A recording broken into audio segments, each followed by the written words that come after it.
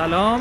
یه نکته طلایی دارم که اینو میخوام باتون به اشتراک بذارم، امیدوارم ازش استفاده بکنید. مطمئنم خیلی به دردتون میخوره. 70-80% 90% تو پروسه مهاجرت، 10-20% هم حالت عادی اگر اینو بلد باشید، این نکته رو بدونید، خیلی میتونه کمکتون بکنه. این نکته چیه؟ ببینید توی پروسه مهاجرت شما باید یه سری مدارک آماده بکنی، حالا تحصیلی، شغلی، مالیه. اما یه نکته ای که حالا توی پیجا مثلا من میبینم این که به زبان مقصد خیلی کم پرداخته میشه. شما حتما باید زبان مقصد رو بلد باشی اگه به آینده خودت توی اون کشور فکر میکنی.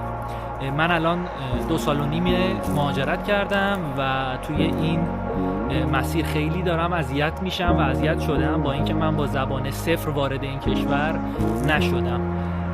این نکته رو حتما تو ذهنتون داشته باشید که یک دوره‌ای یه سطح زبان خوبی، نه آشنایی با زبان منطقه، نه، باید یه سطح زبان خوبی داشته باشید تا در مورد زندگی کردن تو سطح شهر اصلا صحبت نمی‌کنم. اونو میتونید یه جورایی خودتون رو بکشید بیرون، بکشید بالا.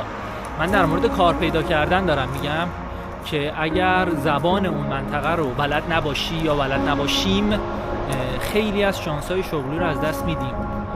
و من خودم الان چند تا موقعیت شغلی خوبی که رفتم مصاحبه رو به خاطر زبان از دست دادم. اینو خواستم با شما شیر کنم، اشتراک بذارم که اگر تو پروسه مهاجرت هستین به این فکر نکنید که مثلا من برای اروپا مدرک آیلتسم رو گرفتم و میتونم الان مهاجرت کنم. بله میتونی، این جزو مدارکی که باید به دانشگاه نشون بدی، اما توی جامعه وقتی میخوای زندگی بکنی، وقتی میخوای کار بکنی، شما به زبان اون لوکیشن نیاز داری، حالا چه اروپای شمالی باشه، مرکزی باشه، یا یه جایی مثل اروپا، مثل ایتالیا، اسپانیا یا مثلا پرتغال باشه. حتما به این نکته توجه بکنید و این خیلی میتونه کمکتون بکنه.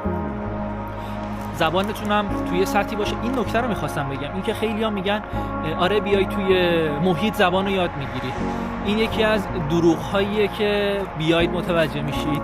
اگر شما سطح زبان مثلا B1 رو نداشته باشید یا A2 نداشته، یعنی سطح زبان متوسط تقریبا رو به بالا، توی محیط علاوه بر اینکه نمیتونید صحبت بکنید سرخورده هم میشید. اینو تو ذهنتون داشته باشید، امیدوارم بتونه کمکتون بکنه.